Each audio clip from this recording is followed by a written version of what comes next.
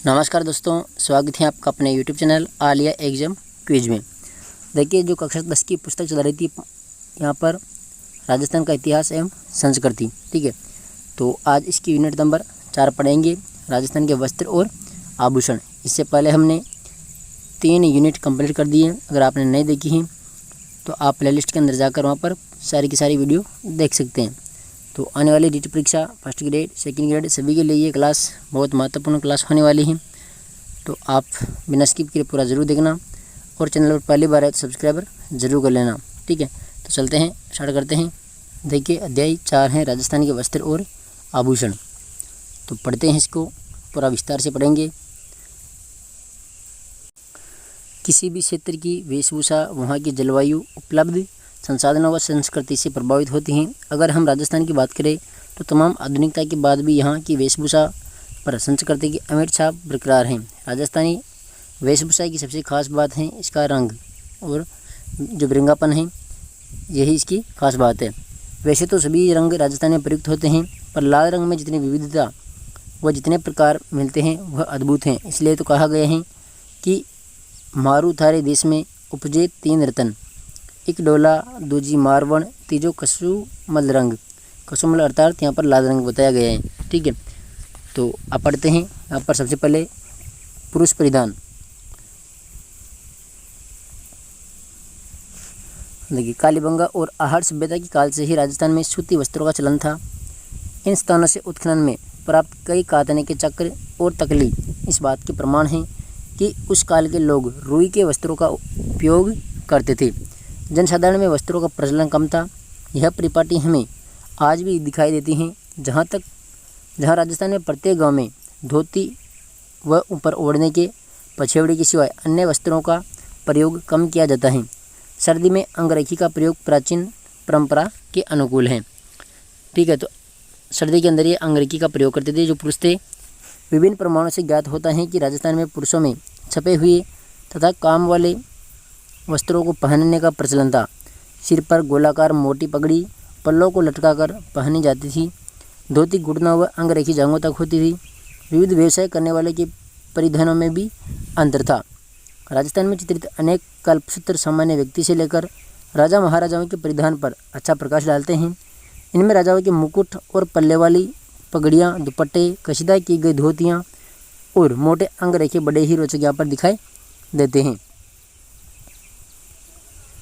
मुगलों के संपर्क से इन परिधानों में विविधता और परिवर्तन आया। पगड़ियों में विभिन्न शैलियों की पगड़ियाँ जैसे अटपटी, अमरशाही, उदयशाही, खंजरशाही, शिवशाही, विजयशाही, शाहजहानी मुख्य हैं। तो ये पगड़ी के प्रकार हैं यहाँ पर। अटपटी, अमरशाही, उदयशाही है, खंजरशाही है, शिवशाही है, विजयशाही और शाहजहानी। तो इनके बारे में पूछे तो ये क्या है, पगड़ी के प्रकार हैं। विविध पेशे के लोगों में पगड़ी के पेच और आकार में अंतर था। सुनार जो होते थे वो आटे वाले पगड़ी का प्रयोग करते थे तथा बंजारी मोटे पट्टेदार पगड़ी का यहाँ पर प्रयोग करते थे। मौसम के अनुसार रंगीन पगड़ियाँ पहनने का रिवाज था। मोठड़ी की पगड़ी विवाह उत्सव पर पहनी जाती थी, ठीक है, मोठड़ी की पगड़ी। और लहरिया श्रावण में पहना जाता था। दशहरे पर मदिल तथा फूल पत्ती की चपाई वाली पगड़ी होली पर काम में लाते थे। पगड़ी को चमकीली बनाने के लिए तुर्रे, सरपेच, बालाबंदी, दुगदुगी, गोशपेच, पछेवड़ी, लटकन, फतेह पेच आदि का प्रयोग होता था। ये सब पगड़ी के ऊपर पहने जाते थे, ठीक है। सरपेच, तुर्की हैं, बालाबंदी हैं, दुगदुगी हैं, गोशपेच हैं, पछेवड़ी, लटकन, फतेह पेची आदि हैं, ठीक है। उच्च वर्ग के लोग चीरा और फेंटा यहाँ पर बांधते थे। तो ये वस्त्रों में पगड़ी का महत्वपूर्ण स्थान था। अपने गौरव की रक्षा के लिए आज भी राजस्थान में ये कहावत प्रचलित है कि पगड़ी की लाज रखना, ठीक है। इसका प्रयोग तेज धूप से सिर की रक्षा के साथ साथ में व्यक्ति की सामाजिक स्थिति और धार्मिक भावनाओं को व्यक्त करने के लिए भी किया जाता है। राजस्थान में पगड़ी के द्वारा विवाह आदि उत्सव में सम्मान देने की प्रथा आज भी विद्यमान है। अंगरखी, देखिए, अंगरखी जो सामान्य जन का पहनावा था समय के अनुसार परिवर्तित हुई और इसे विविध नामों से पुकारा जाने लगा।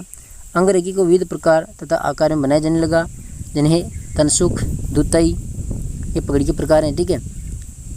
पगड़ी के नहीं, अंगरखी के प्रकार है कौन कौन से, देखिए। तो देखिए, तनसुख हैं और दुतई। इसी के साथ में देखिए यहाँ पर गाबा, गदर, मिर्जाई, ढोडी, कानो, लगला, ठीक है, आदि इसको कहते हैं। सर्दी के मौसम में इनमें रुई भरी जाती थी। सर्दी ऋतु में कंधों पर खेल, शाल और पामड़ी डाल लिए जाते थे। ठीक है। अब पुरुष वेशभूषा के मामले में लगभग संपूर्ण भारत के पश्चिमी वेशभूषा को अपना लिया है। पैंट कमीज सर्व स्वीकृत परिधान बन गया है। फिर भी राजस्थान का बंद गला और जोधपुरी कोट अलग से अपना स्थान बनाए रखता है। तो जोधपुर का कोट प्रसिद्ध है और राजस्थान का बंद गला वाला जो होता है कुर्ता। ठीक है। इसके बाद देखिए अब पढ़ते हैं स्त्री परिधान। जिस प्रकार पुरुष परिधानों के अनेक प्रमाण उपलब्ध हैं, उसी प्रकार स्त्रियों के परिधानों के प्रमाण भी प्राप्त होते हैं। प्रारंभिक मध्यकाल में स्त्रियां एक विशेष प्रकार का अधोवस्त्र पहनती थी, जो अब राजस्थान में घाघरा के नाम से प्रचलित है। ठीक है। इसको पहले क्या बोलते थे? अधोवस्त्र। पूर्व मध्यकाल तक स्त्रियों की वेशभूषा में अलंकरण, छपाई और कसीदे का काम भी प्रचलित हो गया था। राजस्थान की घुमक्कड़ जाति की और आदिवासी स्त्रियों की वेशभूषा में यह परंपरा आज भी देखी जा सकती है। प्रारंभ में अधोवस्त्र कमर में लपेटा जाता था, वही कालांतर में घाघरा और घेरदार कलियों वाला घाघरा बन गया है। इसका छोटा रूप है लहंगा। ऊपर पहने जाने वाले वस्त्रों में कुर्ती विशेष रूप से उल्लेखनीय है। आज भी मारवाड़ में इसका प्रचलन है। कुर्ती के नीचे कांचली अर्थात बाहीं वाली अंगियाँ पहनी जाती थी। साड़ियों की विविध नाम यहाँ पर प्रचलित थे। चोल, निचोल, पट, दुकुल, अंशुक, वसन, चीर पटोरी, चोरसो, ओढ़नी, चौंदड़ी, धोरावाली साड़ी आदि। ठीक है। ये साड़ी के प्रकार थे। चौंदड़ी और लहरिया राजस्थान की प्रमुख यहाँ पर साड़ी रही है। क्या क्या? चौंदड़ी और लहरिया। ठीक है।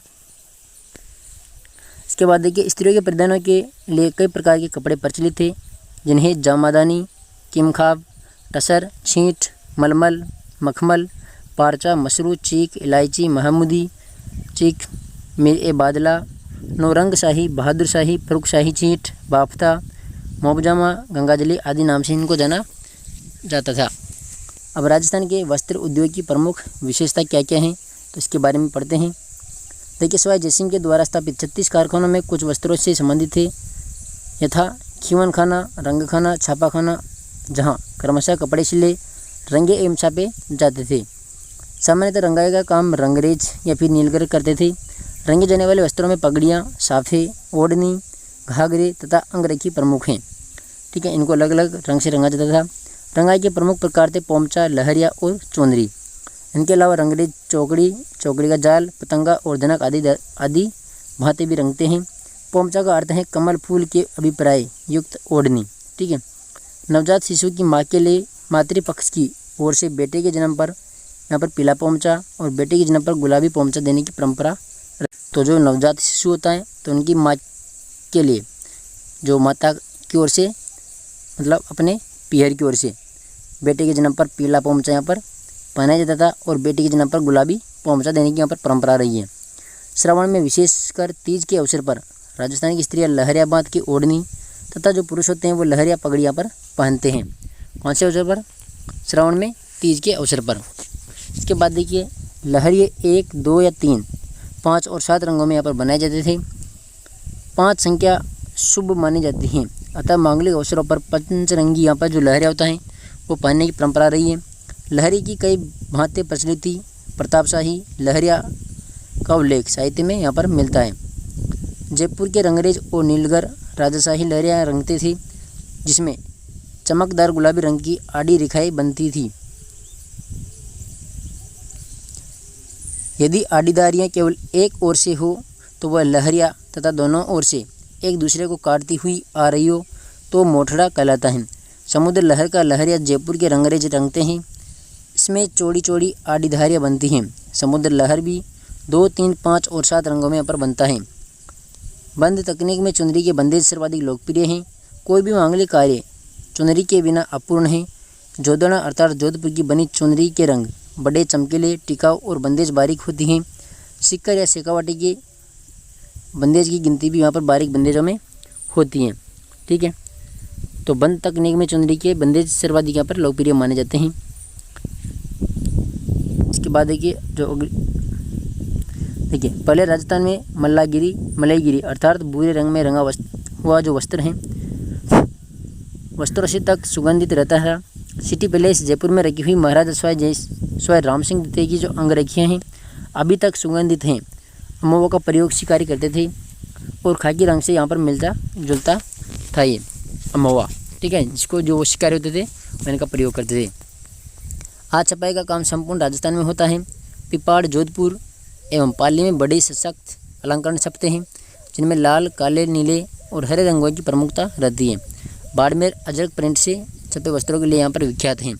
तो अजरक प्रिंट कहाँ की प्रसिद्ध है? बाड़मेर की। लाल और नीले रंग में छपने वाले जो अजरक की विशेषता है, दोनों ओर से ये छपाई होती हैं। इसके अलंकरण ज्यामिति होते हैं और तुर्की टाइलों से बहुत ही मिलते हैं।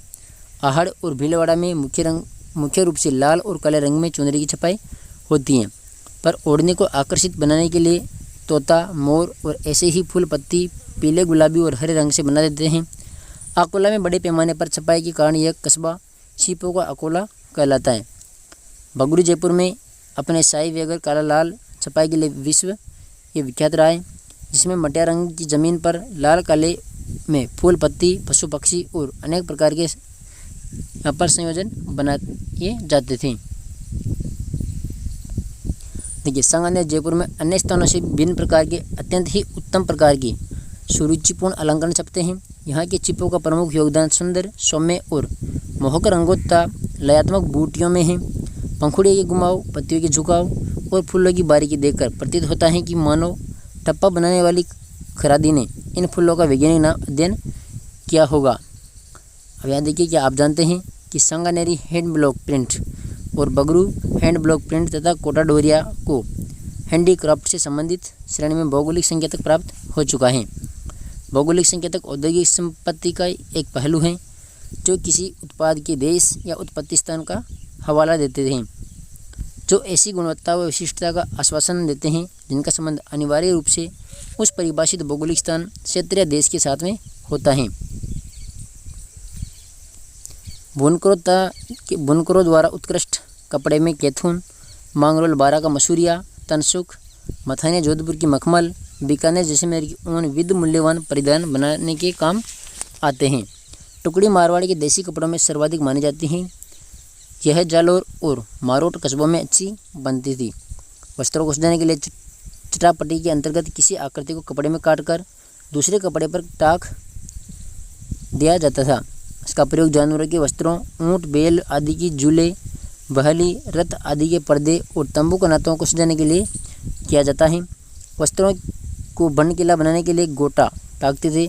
सूती ताने पर बादले के बाने से पुनी बेल का गोटा, इसको कहते हैं गोटा, लप्पा-लपी, बागड़ी आदि इसके विविध प्रकार हैं। ये गोटे के प्रकार हैं, गोटा, लप्पा-लपी और ये बागड़ी, ठीक है। चौड़ाई के अनुसार गोटा चौमासिया, 8 मासिया आदि प्रकार का होता है। चौड़ा गोटा लप्पा और कम चौड़ाई वाली लप्पी कहलाती है। जो चौड़ा होता है उसको क्या कहते हैं? लप्पा, और चौड़ाई होती है उसको लप्पी कहते हैं। राजस्थान में सीकर जिले का खंडेला कस्बा गोटा उद्योग के लिए प्रसिद्ध केंद्र यहाँ पर रहा है। तो गोटे के लिए प्रसिद्ध माना जाता है खंडेला सीकर को, ठीक है। इसके बाद देखिए, सीकर व झुंझुनू की स्त्रियां लाल गोटे की ओढ़नियां पर कसीदे का काम करती हैं, जिनमें ऊँट, मोर, बैल आदि हाथी घोड़े बने होते हैं। शेखावाटी में अलग अलग रंग के कपड़ों को विविध डिजाइनों में काटकर कपड़े पर सिलाई की जाती है, जिसे क्या कहते हैं? Patch work. वस्त्रों को सजाने के लिए रेशम, कलाबूत और बादले में कढ़ाई की जाती है। पूर्वी व दक्षिणी राजस्थान में उल्टी बखिया, चैन और लंबे छोटे टाकों से बड़ी बारीक ढंग की कढ़ाई होती हैं। पुरुषों के वस्त्र, जामा, चूगा, अंगरखी पर यहाँ पर कढ़ाई की जाती है।